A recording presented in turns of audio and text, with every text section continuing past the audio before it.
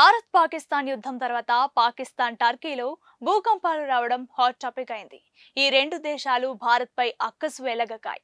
అలాంటి ఈ దేశాల్లోనే భూకంపం రావడంతో దైవం కూడా ఈ దేశాలను శిక్షిస్తోందని నెటిజన్లు అంటున్నారు. మే 10న భారత్-పాకిస్తాన్ మధ్య యుద్ధం ఆగిన విషయం తెలిసిందే. కాల్పుల విరమణకు రెండు దేశాలు అంగీకరించాయి. అదే రోజున రెండు వరుస భూకంపాలు వచ్చాయి. రిక్టర్ స్కేల్పై వాటి తీవ్రత 4.0, 5.7గా నమోదైంది. మొదటి భూకంపం ఆఫ్ఘనిస్తాన్ సరిహద్దున పాకిస్తాన్లో వచ్చింది. రెండో భూకంపం ఆఫ్ఘనిస్తాన్లోని వచ్చింది. ఆ తర్వాత మే 12న పాకిస్తాన్లో మళ్లీ భూకంపం వచ్చింది. రిక్టర్ స్కేల్పై దాని తీవ్రత 4.6గా నమోదైంది. భారత కాలమానం ప్రకారం ఈ భూకంపం మధ్యాహ్నం 1:26 సమయంలో సంభవించింది.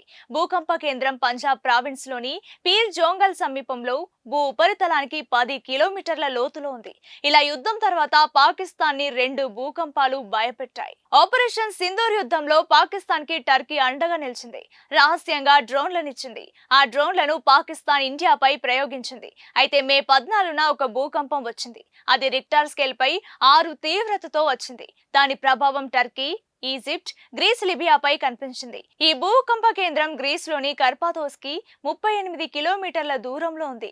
అయితే ఈ భూకంపాల వెనుక దైవ ఆగ్రహం ఉందని కొందరు అంటున్నారు. పాకిస్తాన్, టర్కీ దేశాలు భారత్పై కుట్రపూరితంగా వ్యవహరిస్తున్నాయి కాబట్టి దైవ శక్తులు కూడా ఆ రెండు దేశాలను హెచ్చరిస్తూ భూకంపాలతో వార్నింగ్ ఇచ్చాయని అంటున్నారు. ఇక్కడ మరో ఆసక్తికరమైన విషయం ఉంది. టర్కీలో 2023 ఫిబ్రవరి 6న భారీ భూకంపం వచ్చింది. రిక్టర్ స్కేల్ పై దాని తీవ్రత 7.8గా నమోదైంది. ఆ భూకంపంతో టర్కీ కకావికలమైంది. ఆ దేశానికి భారత్ ఆర్థిక సాయం చేయడంతో పాటు మందులు, ఆహారం అన్ని ఉచితంగా ఇచ్చింది. కానీ టర్కీ పాలకులు అవన్నీ మర్చిపోయారు. భారత్ పై ప్రయోగించేందుకు శక్తివంతమైన డ్రోన్లను పాకిస్తాన్ కి ఓడలో, విమానంలో తరలించారు. కానీ ఆ డ్రోన్లను భారత గగనతల డిఫెన్స్ సిస్టమ్ పేల్చివేసింది.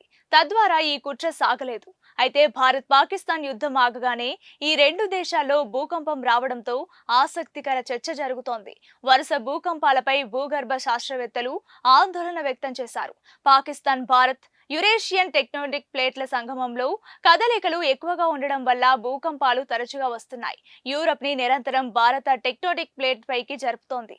దీనివల్ల ఈ ప్రాంతంలో భూమి లోపల పెద్ద యుద్ధమే జరుగుతోంది. పైకి అది కనిపించట్లేదు, కానీ ఇది నిరంతరం జరుగుతోంది.